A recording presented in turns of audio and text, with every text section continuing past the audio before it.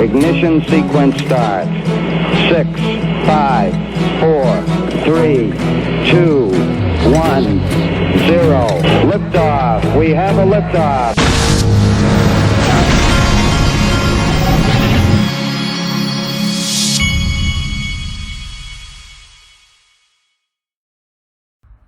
Hey everybody, this is the Digital Asset Investor, and before we get going, my link to one of my sponsors until the 31st of December over your holiday. These guys have their $5,000 tiers. They got Ripple and PolySign and Uphold. They got their $5,000 tiers. Normally to invest in this private equity, it's a $10,000 minimum investment. But if you do invest $10,000, you get $1,000 of USDC for every 10K. They're doing this till the end of the year, the 31st. Now, you might remember yesterday I was asking John Deaton why. You remember when Stuart Alderati said the Hinman documents remain confidential for now at the SEC's insistence, and I was asking why. John Deaton replied. He said there's a protective order in place between the parties. When one side marks something confidential, the other side cannot disclose or release them. If you do, you're in violation of the court's protective order. We see them if the SEC agrees or the court orders them unsealed. Well, as it does you, this makes me furious. The idea that the court could be sitting there letting these guys hide potentially, information that proves that this agency is completely corrupt.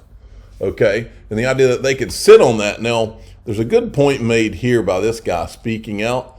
So the judge can use this as a settlement tool as well by telling the SEC, go settle this, or I'm releasing these emails to the public unredacted. See, well, that makes sense to me. Wouldn't that be interesting if that's how this thing went? I mean, we may never know, though. Now, we continue to see a lot of FUD, and remember, this is all intentional. Just the other day, Vitalik Buterin acted like, he was talking about Ripple, and she was trying to act like XRP is the same thing as Ripple. This is all intentional. It's been intentional ever since I got in the space. For years, they've been trying to act like they're the same thing, Ripple and XRP, and the people that hate Ripple and hate XRP and are scared of it, they do that intentionally to act like it's the same thing. That's their way of saying, oh, this is centralized. And so here, this is, don't quote me, but I don't know if this guy's connected to Zero Hedge or not. But the Zero Hedge guy, his name is, he goes by Tyler Durden, Tyler Durden's the guy from, is the character in Fight Club, Brad Pitt's character. But anyway, it says Ripple coin will never break its all-time high. Okay? So I said the fear is real because it is real. Now, I haven't checked in with eGrag Crypto in a while. Look at this, XRP W pattern. Previously, XRP formed W pattern and then had two major blast-offs, 1,500 and 750%. This time, XRP is simply completing the formation. W pattern. I can see with high degree of conviction that rhyming cycles does happen, and if it does, XRP is prone to explosive moves. This is what he's saying. If you had a 1,500%, I'm not sure what I'm seeing here. He's saying $26 or 200, and of course that shows 234. I'm not sure. I'm kind of confused there. But I'll take $28 or $234, and I'll bet you will too. Brad Garlinghouse weighed in on the Wall Street Journal opinion where they said for months, Gary Gensler claimed to have authority over crypto and warned about self-dealing at their exchanges. Why didn't he investigate FTX? So now Gary Gensler has missed FTX. When he was at the CFTC, he missed MF Global. Just happened to be the CEO of MF Global, just happened to be Gary's boss when he was at Goldman Sachs. Here with FTX, Gary's boss at MIT just happened to be the father of the CEO of Alameda. At what point do people start asking questions about what this Gary Gensler guy really is up to and what the government uses this guy for? That's my question. I mean, how many places can you pop up where you're directly tied to people who are behind the frauds? Well, Brad Garlinghouse says this is 100%.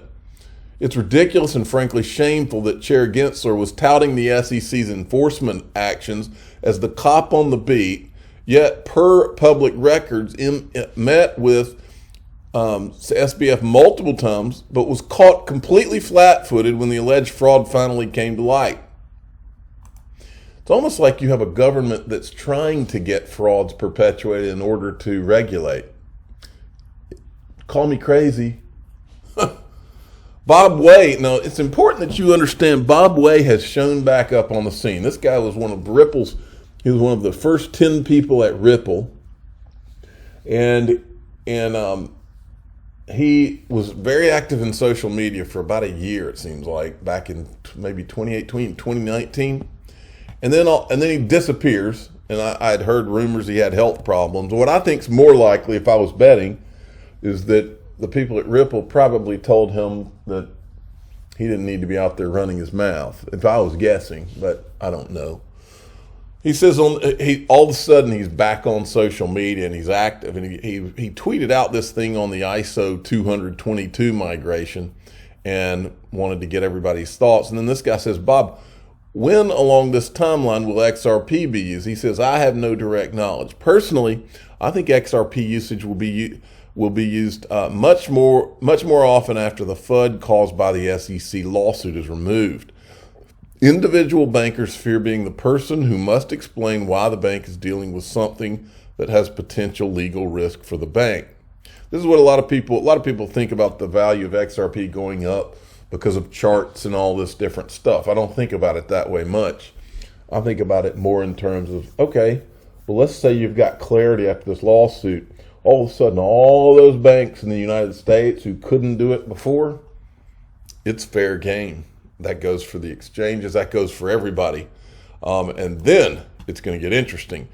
This is interesting right here, too. Anthony Welfare, we're in a world where you can literally tokenize anything from commodities to financial assets, real estate, wine, cars, art, and many more. We are even exploring tokenizing time and tokenizing expertise. Now that's interesting right there, isn't it? If you could tokenize your time, how would that work? I guess if you were someone that charged by the hour, you could sell tokens to your time, maybe. I don't know how that would work. But it's an interesting concept. Bitcoin mining giant Core Scientific to file for bankruptcy. Another one bites the dust, folks. Now, we're now here. This was false rumors about Sam Bankman-Fried being rushed to the emergency room in the Bahamas, and everybody was talking about whether this guy had been knocked off. We think it's rumors as of right now. We shall see. Now, James Philan parties filed joint motion for an extension of time until January 13th, 2023 to file Daubert motions accompanying exhibits on public docket with redactions consistent with the court's December 19th, 2022 sealing ruling. Now, I don't know if this is related to the sealing of the Hinman documents. If it's not, then this is not interesting to me, but I'm not an attorney. Now, let me show you what is interesting to me. I've told you for a long time that I believe that there is a relation between Ripple, previously known as OpenCoin, and the PayPal founders. And I personally, this is just what I believe. I believe that Greg Kidd, remember when he told me in that interview that he was at a card game when he heard about Ripple? Well, I've always believed that at least one of the people at that card game was a PayPal guy, like a Peter Thiel or an Elon Musk or one of the other PayPal guys. Greg Kidd never would say who one or two of them were. And my intent has been, and he also in that interview said that he saw XRP as an it's the first intergalactic currency. And we know that PayPal announced PayPal Galactic in 2013, same year that the Founders Fund, which is Peter Thiel's fund, he's the founder of PayPal, same fund invested in OpenCoin to create a better Bitcoin. Okay? Now, I'm going to cover this some more here in a second. Elon Musk considering possible new Twitter CEO, including pals from PayPal. All right? And they name by name this John Lunsdale. And he's not technically considered one of the PayPal Mafia because he was like an intern. He was going to school at Stanford when PayPal was founded, and he became an intern. He was a chess expert and played chess with Peter Thiel. But it shows here that he is one of the founders with, I think, Peter Thiel of Palantir Technologies. There's his Stanford degree there. All right. So this is one of the guys that they're considering. Many of you have probably heard of the PayPal Mafia. These are the guys. There's Peter Thiel right there. But Peter Thiel, Elon Musk, Max Levchin, there's several other ones. Have you heard of the Ripple Mafia? This is one of, since I got in this space, this is one of the most interesting articles that I've ever read. It takes you through, this is from November 19th, 2018. You should go check it out. Go to Google, type in the Ripple Mafia, but I want to draw your attention down to this part. All right, right here. Ripple Mafia, but how did everything begin? Ryan Fugger started developing Ripple in 2004. 2012, it was turned into OpenCoin by Jed McCaleb and Arthur Brito, David Schwartz, Chris Larson. A year later, the company was backed by some of the best-known venture funds in Silicon Valley. Google Ventures, Peter Thiel through the Founders Fund. Co-founder of PayPal, Andreessen Horowitz, PayPal Mafia. Speaking of Peter Thiel, let's talk about the PayPal Mafia. Elon Musk, Peter Thiel, Steve Chen, Reid Hoffman, and Russell Simmons all worked together at PayPal. They later sold to eBay for $1.5 billion to split the cash and create multiple billion-dollar companies of their own. The list is long and includes SpaceX, Tesla, YouTube, Yelp, LinkedIn. You know, one thing I've always asked on my channel is why these guys, you know, everybody's censored nowadays. I've always wondered why they keep some of the YouTubers on in XRP. Okay, so then there's this, Silicon Valley's newest mafia, the Palantir Pack. Does anybody remember when Chris Larson was in Davos and it had Palantir, and there's like I don't know if that was a Palantir section of Davos. I don't know what that was, but I remember that. Then we had this is from April 11th, 2013. Big name investors back effort to build better Bitcoin. All right, and it was all about OpenCoin, which is what Ripple was called before it became Ripple Labs. OpenCoin has also received investment from early stage wing of Founders Fund, venture capital owned by PayPal co-founder Peter Thiel. Well, there was another guy. This is the Founders Fund. This is the Wayback Machine. April 26th, 2013, just a few days after this article. One of the guys that was there was another member of the PayPal Mafia, Luke Nosek. Okay? Luke Nosek is the guy that said this. Many people don't know this, but the mission of PayPal was to create a global currency that was independent of interference by these corrupt cartels of banks and governments that were debasing their currencies. And we succeeded at building something very economically very powerful, enabled many small businesses. We're super proud of it, but we never achieved the mission. And I don't think it is solved by PayPal, precisely for the reason that you brought in the Venezuela case, where PayPal is simply too centralized and too attached to the big financial institutions, Visa, MasterCard, the ACH networks, the SWIFT network, and it will do whatever it needs to do to keep those institutions happy. It doesn't solve the problem, and I think with its current success and the current management, they're not going to go push the mission of the company forward. That was what we wanted 20 years ago. So somebody else has to do it. Not to mention that it was the wrong crypto foundation. But okay, so recently I heard I think it was Elon Musk that said something about how PayPal had gone in a direction more of control.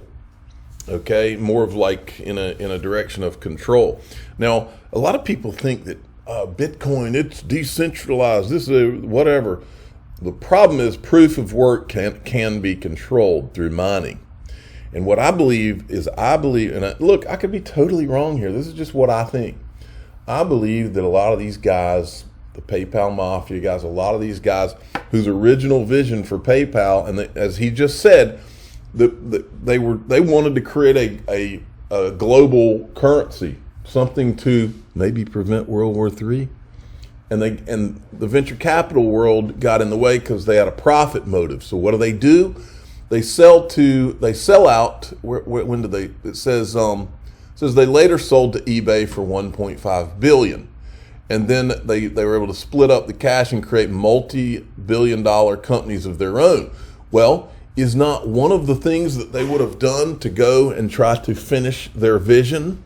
Well, I've always believed that what made sense was not this supposed decentralization with mining. Plus, these guys all the time are talking about how it's energy intensive. Well, what always made sense to me was what I call controlled decentralization, which is the way a group of smart people would do it. And that is the way I've always seen Ripple and XRP. And when I say controlled decentralization, I mean, okay, so you create this thing which can be decentralized, and then you go country by country, you go company by company, government by government, and you say, here's how it would work. This country gets nodes, as many nodes as they want. You can put them on your satellites, underground. You can put them anywhere you want. This country gets nodes when everybody's ready. You can put them at your government institutions, your colleges and universities, your major banks, your companies, major institutions. And then when everybody's ready, nobody has to trust each other in this new system. And that's what I've always believed Ripple really is, and that's what I've always believed XRP really is. And I've always believed that until it was ready, that it wouldn't happen. But that's the fact, Jack. I'm the digital asset investor. I'm not an investment advisor. This is for entertainment purposes only. Please subscribe, hit the like button, and tell your friends and family that there's one more thing that you would need in that scenario I just described. And you would need the regulations to be in place. Or in the all the world's a stage world, you might need a lawsuit. Thanks for listening.